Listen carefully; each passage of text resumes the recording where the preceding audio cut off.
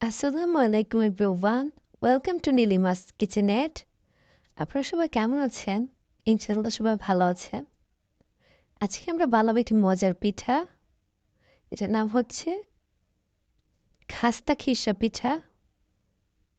এই পিঠাটি খুবই জনপ্রিয় আমাদের ঢাকা অঞ্চলে। তো আমি এই পিঠাটির জন্য প্রথমেই একটি ডো তৈরি করে রেখেছিলাম।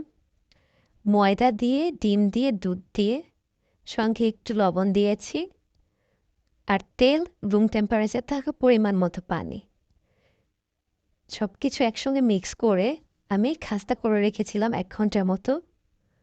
আর আমি ৩ কেজি দুধকে জাল দিয়ে ০.৫ কেজির মতো করে খিরসা করে রেখেছি।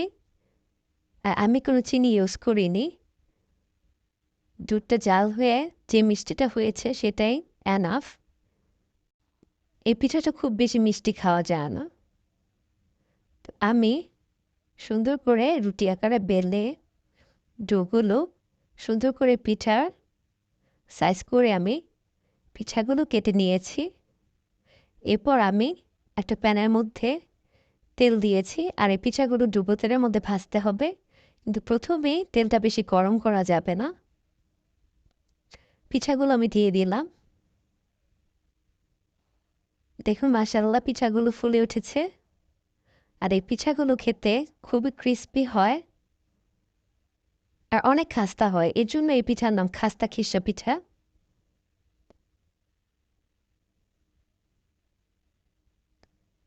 আর চুলার আঁচটা থাকবে একদম মিডিয়াম টু লো। পিঠাটা যখনই ব্রাউন কালার হয়ে আসবে তখনই তুলে নিতে হবে।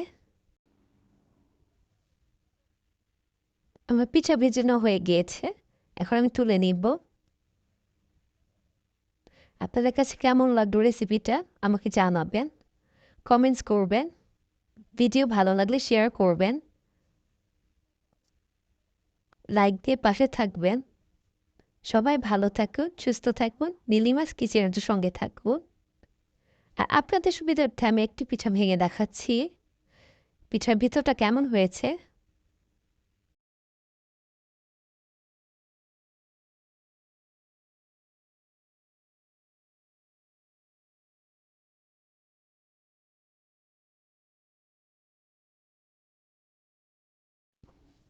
দেখুন ভিতরটা কত সুন্দর হয়েছে।